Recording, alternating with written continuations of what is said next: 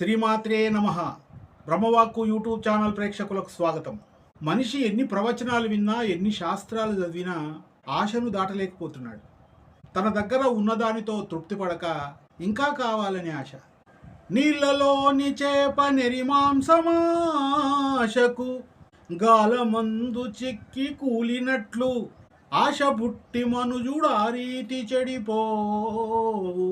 విశ్వదాభిరామ వినురవేమా అన్నారు వేమన.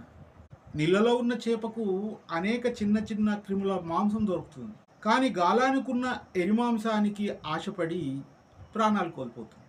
అలాగే మనుషులు కూడా. ఒక గ్రామంలో ఒక పెద్ద భూస్వామి ఉండేవాడట. తన దగ్గర ఉన్నటువంటి 1000 ఎకరాలను బీదలకు దానం చేయాలనుకున్నాడట. ఆ దానానికి వచ్చిన వారికి ఒక షరతు పెట్టాడు. సూర్యుడు ఉదయించింది మొదలు సూర్యాస్తమయం వరకు ఎంత భూమిని చుట్టి వస్తాడో అంత భూమి ఆయనదే. చాలామంది బీదవారు వచ్చి ఉదయం బయలుదేరి తనకు కావలసినటువంటి భూమిని చుట్టి సూర్యాస్తమయం కంటే ముందే వచ్చి దానంగా తీసుకుంటున్నారు. కానీ ఒక వ్యక్తి, అతని దగ్గర భూమి ఉంది, అయినా ఇంకా ఎక్కువ కావాలనే ఉద్దేశంతో సూర్యోదయం కాగానే వేగంగా చాలా దూరం వెళ్ళి భూమిని చుట్టి ఎక్కువ భూమిని సంపాదించాలనుకున్నాడు. మధ్యాహ్నం దాటిపోయింది, ఇక తిరుగుముఖం పట్టాడు. సూర్యాస్తమయం వరకు బయలుదేరిన స్థానాన్ని పొందలేని స్థితిలో ఉన్నాడు. ఇక వేగంగా నడవడం మొదలెట్టాడు. ఇంకా కొద్ది దూరం వెళ్తే సూర్యాస్తమయం లోపే చేరుకుంటాడు. కానీ దూరంగా ఉంది. ఇక వేగంగా నడవడం వదిలేసి పరిగెట్టడం ప్రారంభించాడు.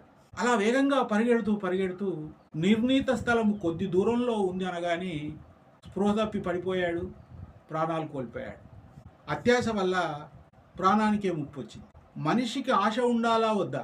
కొందరు ఆశ ఉండడం వల్ల బాగుపడ్డవారు ఉన్నారు. ఎక్కువ మంది అత్యాశ వల్ల చెడిపోయి నాశనమైన వారు ఉన్నారు. అందుకే అత్యాశ పనికిరాదు. ఉన్న దాంట్లో సరిపెట్టుకోవాలి.